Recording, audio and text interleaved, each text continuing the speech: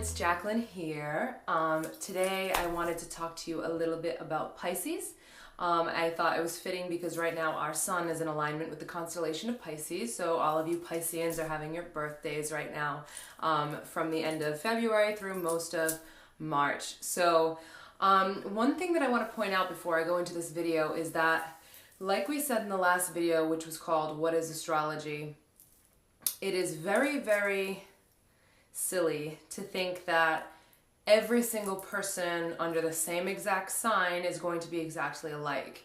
And that's for many reasons. One is because depending on when you were born within that month says a lot about what type of sign you are. Meaning if you're a Pisces, there's many different types of Pisces, which we'll go over.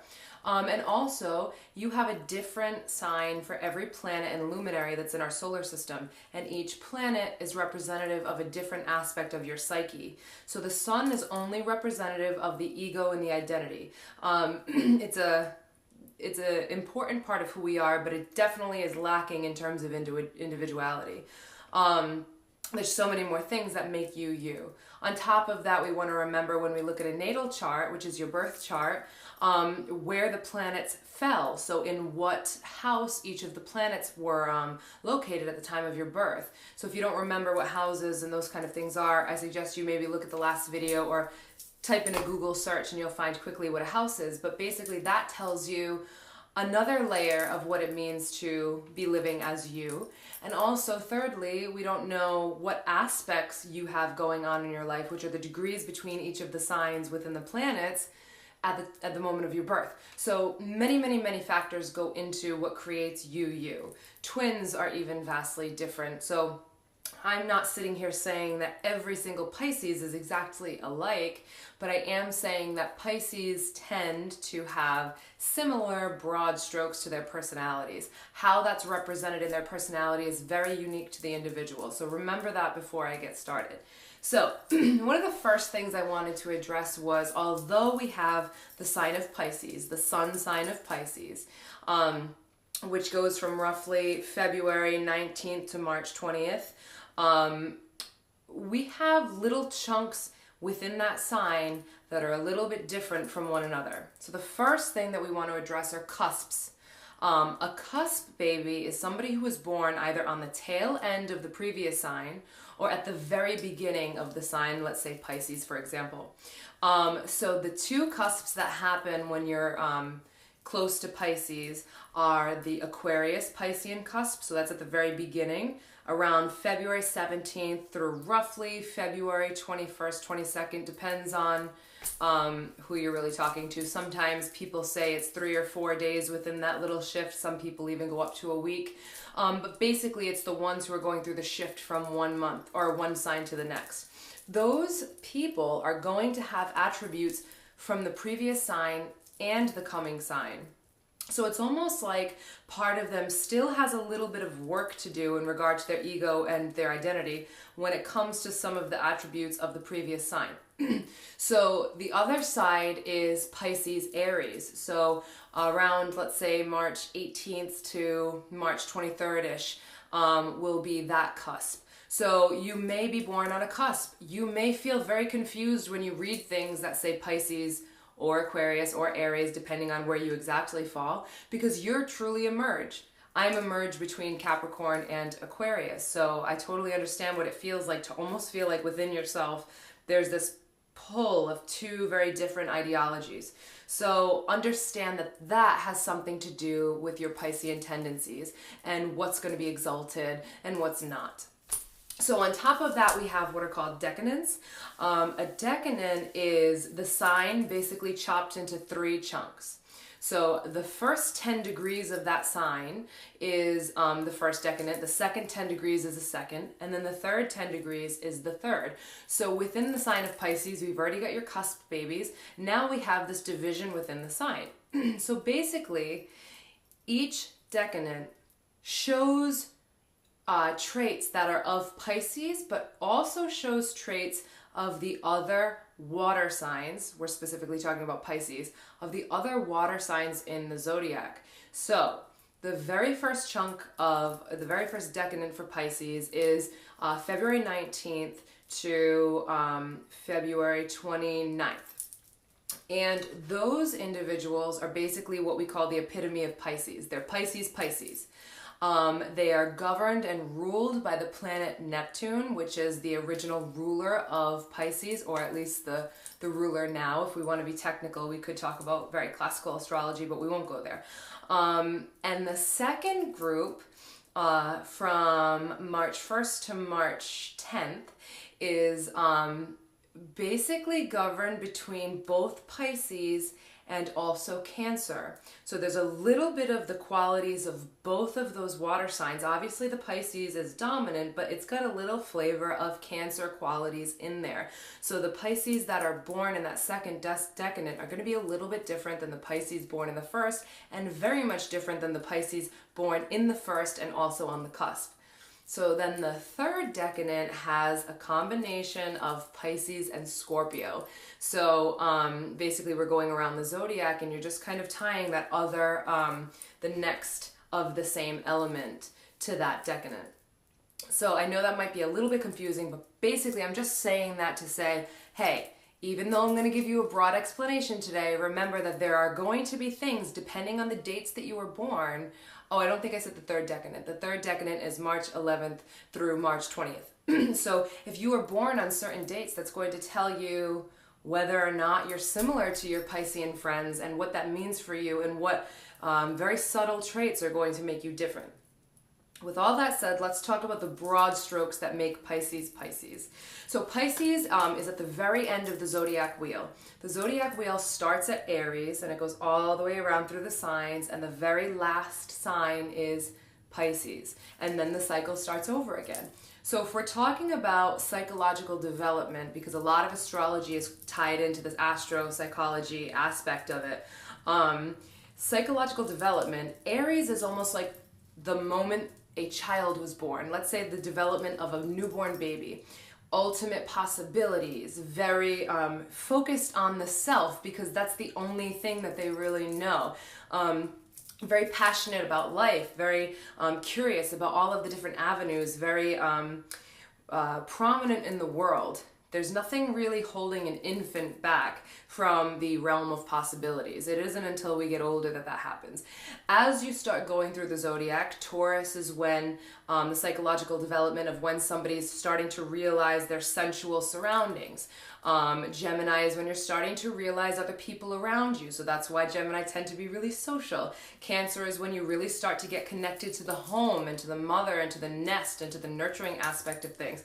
Leo is when you start having fun and learning leisure and noticing other people and wanting them to have as much fun and enjoyment within themselves as you do. So those first four signs really are focusing on the self when it comes to developmental stages. So you might notice that those, if you know people of those first four signs, they're very, and I don't mean this in a negative way, but self-centered, like their focus tends to be on what's going to develop themselves, how they can see themselves in the world. Again, I don't mean that as a negative thing at all. Sometimes in excess it can definitely be a negative thing, but every sign has, you know, too much or too little of something. So then we start going into what are called, they're more the communal signs. So that's when you have, Leo is the first one of the communal signs. So Leo is the first one where you're starting to not only identify with your own ego, but you're starting to connect with other people's egos and starting to get to know them and wanting to have fun with them and wanting everybody in your kingdom. And then Virgo is when you're starting to serve others with your senses, and you want to help people and you want to heal and you want to do hands-on physical work. And then Libra is when you're starting to really see yourself with other people. So the developmental stage of almost like, let's say about 30, you start wanting to get married and having kids and those kind of things. And then you get to this pivotal moment in the zodiac at Scorpio. A lot of them will feel this as well. It's a very intense sign. You get to this pivotal moment where it goes from communal signs to universal signs. And Scorpio is that really deep, dark sign that has come to the realization that there's more than just life itself. There's something beyond life itself, that there's spirituality, there's depth, there's our dark sides, there's our shadow, there's our challenges and our illusions. And you're going to see a lot of Scorpio influenced people kind of diving towards those things.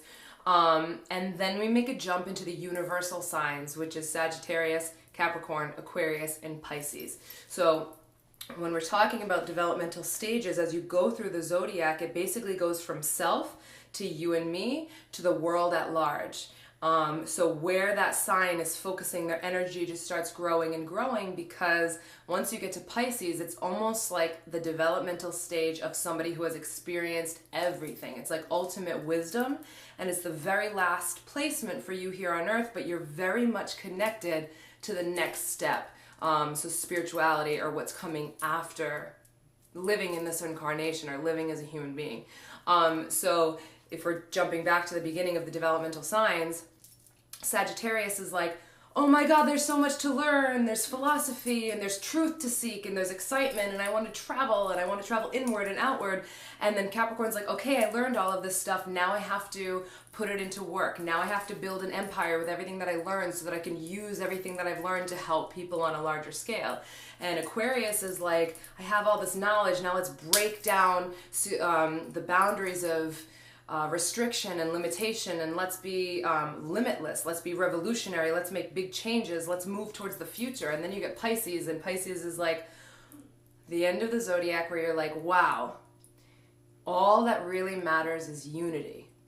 So the biggest theme when you come to Pisces is this: a person who naturally understands the need and the drive to be one again with society, with whatever you consider your spiritual hierarchy. So some people would consider God or source or goddess or whatever you call it. It's the understanding that there's more than just these individualized lives or helping one another. It's like we literally are one another. Pisces, out of all of the signs, are the most understanding of this reality. They are a water sign, they're a mutable sign, and they're also a feminine sign.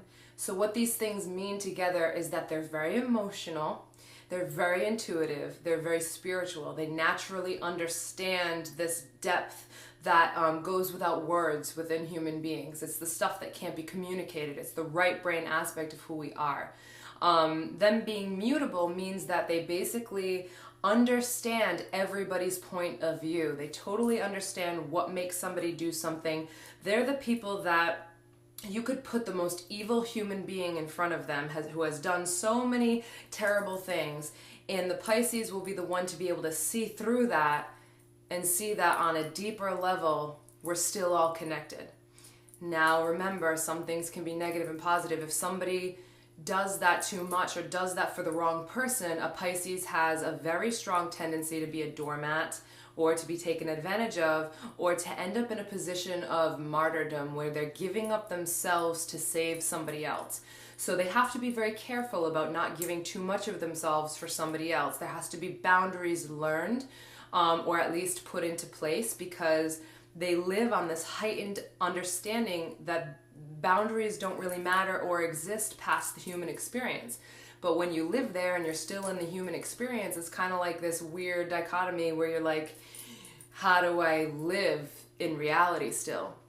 Another aspect that kind of ties into this is they have no concept of time. Anybody that has a lot of Piscean influence, they just don't see the point of it. Time is man-made. It's not a real thing. There's no ticking clock in the universe. And so in the mind of a Pisces, it's just like, I'm going with the flow. I have, I'm totally influenced by my surroundings because I allow my surroundings to influence me. I allow my intuition to influence me. I allow other people to speak, and I'm going to absorb what they're saying in a way that I actually take it in instead of being guarded. So they're constantly receiving information in a very receptive, feminine way. This is what makes them a feminine sign. Really, that just means they're receptive, whereas masculine signs are projective. Aries is a projective sign. That's the next one in the zodiac. So you're basically getting this really intuitive, emotional human being. A lot of them are very deep and creative, whatever that creativity means for them. Sometimes musical, sometimes art, sometimes aesthetic aesthetics, some kind of interior design or anything of the sort, theatrics, very much connected to the realm of the right brain. They very much are martyrs, like I said before. So they're the ones that are going to give themselves for somebody else's well-being. They're the ones that would take their shirts off their back for somebody else. A lot of times they have a difficult time speaking up because they're so busy taking in everything that happens around them. They tend to listen more than they talk unless they have other influences. But again, we're just talking about Pisces right now. We're not talking about any other influences.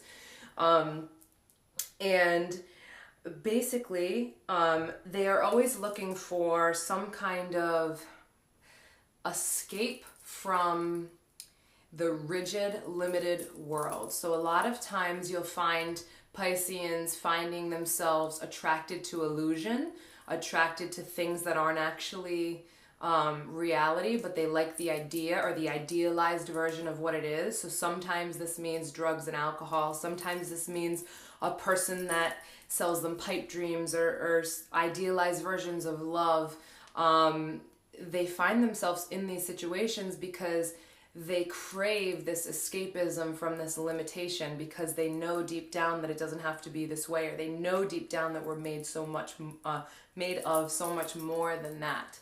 So that's just a really quick skim of some common aspects when it comes to Pisces. Now remember, the first decanent, you're going to see a lot of these tendencies very prevalent.